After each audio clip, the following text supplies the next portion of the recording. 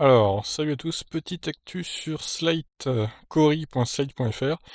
La grosse batterie de Tesla n'est plus la plus puissante au monde. Malgré une augmentation de ses capacités de stockage de 50%, le système installé en Australie a été détrôné. En 2017, Elon Musk mettait en place un système permettant à la ferme éolienne de Hansdale en Australie de stocker son électricité grâce à des batteries lithium-ion.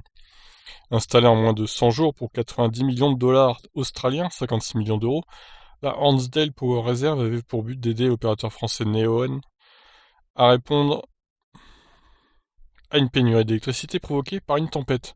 Selon ce dernier, le projet a depuis fait économiser 150 millions de dollars australiens, 93 millions d'euros, à sa clientèle. C'est quand même pas mal, hein. Pendant 3 ans, la Big Battery de Tesla a été le système de stockage d'énergie utilisant des batteries lithium-ion le plus puissant au monde. Le 2 septembre, sa puissance a encore été augmentée de 50%, portant sa capacité totale à 150 MW. Cela n'a pas été suffisant pour conserver le titre. Fin août dernier, le fournisseur d'électricité LS Power a mis en service à San Diego, aux États-Unis, une batterie d'une puissance de 230 MW. C'est juste énorme. Les réseaux se tournent de plus en plus vers le stockage d'énergie pour lisser les flux d'électricité, minimiser la volatilité des prix et réduire le risque de panne à mesure que de plus en plus d'énergies renouvelables intermittentes sont installées. Le secteur connaît une croissance exponentielle depuis plusieurs années, mais la pandémie du Covid-19 pourrait entraîner une chute de 16% des nouveaux projets d'infrastructure. En Australie toutefois, les affaires continuent. Siemens et AG Energy devraient bientôt dévoiler leur propre système de stockage. Voilà, donc fin de cet article.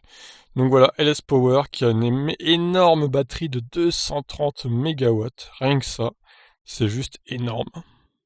Mais en tout cas, oui, ce système de stockage d'énergie, c'est vraiment une très bonne idée. Surtout avec les panneaux solaires, les éoliennes, etc. Ça permet vraiment de stocker toute l'énergie qui est produite, on va dire, dans la journée, puis le redistribuer la nuit.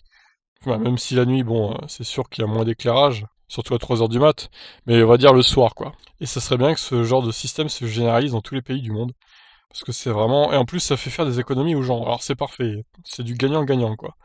Voilà, bah, je vous laisse réagir sur cet article. Ciao, ciao.